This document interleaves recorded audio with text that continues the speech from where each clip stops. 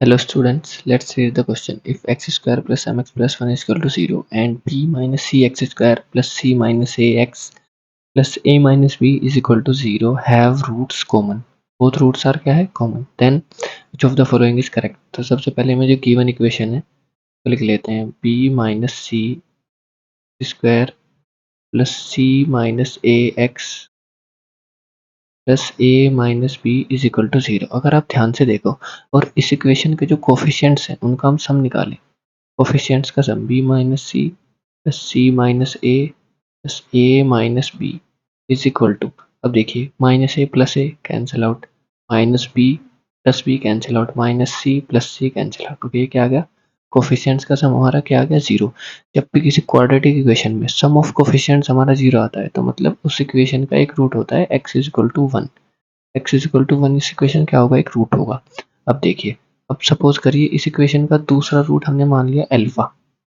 Product of roots अगर हम निकालें alpha into one, alpha into one product of roots क्या आएगा? कांस्टेंट टर्म यानी a minus b. Constant term हमारी क्या है? a minus B upon coefficient of x square. Coefficient of x square कितना है हमारा?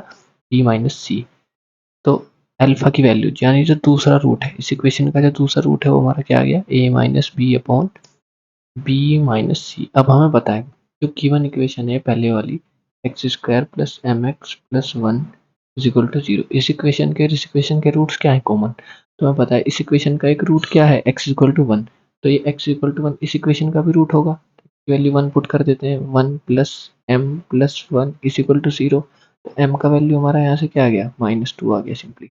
अब m का वैल्यू अगर हम -2 इसमें पुट करें उस इक्वेशन को सोल्व करने का ट्राई करते हैं. X square minus 2x plus 1 is equal to 0. Okay, तो ये क्या लिखा है? परफेक्ट स्क्वायर लिखा है. x माइनस 1 का होल स्क्वायर लिखा है. A square minus 2ab plus B square. Okay, x minus 1 का होल स्क्वायर इक्वल टू 0 यानी x की वैल्यू क्या आ गई? 1 और 1. यानी जो इक्वेशन है हमारी फर्स्ट, इसके बोथ रूट्स हमारे क्या हैं? 1 एंड 1. तो सेकंड इक्वेशन के भी बोथ रूट्स क्या होंगे? 1 एंड 1. फर्स्ट रूट तो हमारा 1 आ गया. सेकंड रूट मतलब जो अल्फा है हमारा a minus B upon B minus C, इसका वैल्यू भी हमारा क्या होगा? 1. तो a माइनस बी की वैल्यू किसके इक्वल हो जाएगी? b माइनस सी के इक्वल हो जाएगी. अब c को लेफ्ट हैंड साइड ले आते हैं, a plus C. Minus b को राइट हैंड साइड ले जाएंगे तो b प्लस बी कितना हो जाएगा? 2b. तो a प्लस सी बाई 2 हमारा किसके इक्वल आ गया? b के.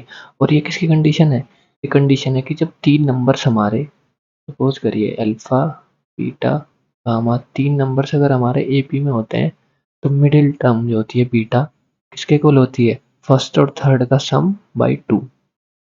तो यहाँ देखिए a plus c by 2 is equal to b. तो हम कह सकते हैं यहाँ से कि ए बी सी हमारे तीन टर्म किसमें? Are in A P, are in A P, a b c are in A P. अब देखिए ऑप्शन मैच करते हैं.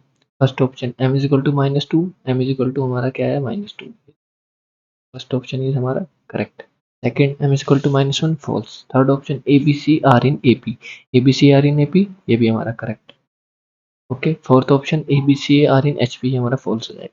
फर्स्ट एंड थर्ड ऑप्शन हमारे करेक्ट होंगे. यही हमारा फाइनल आंसर होगा.